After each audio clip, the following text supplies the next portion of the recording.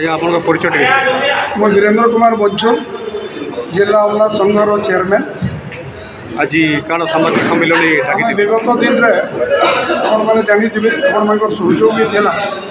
ଆମେ 1/6/2023ରୁ 17 ଦିନ ଆମର ଜିଲ୍ଲା ସାରା ସବୁ ଅଫିସରେ ଆମେ ଧାରଣାରତ ଥିଲୁ।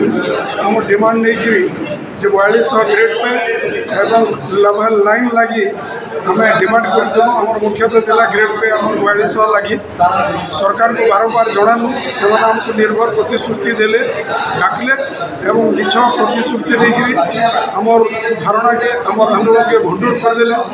তারপরে পরে বি আমি ক্রমাগত ভাবে সরকার সঙ্গে যোগাযোগরে অছু।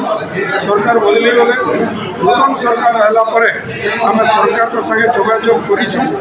আশা করছু আগামী দিনে গোটে আলোচনা মাধ্যমে আমার নেতৃস্থানীয় ব্যক্তিମାନଙ୍କୁ অমলা সংঘর নেতৃস্থানীয় ব্যক্তিମାନଙ୍କୁ ডাকিকি সমাধান করবে বলিকি আমার আশা।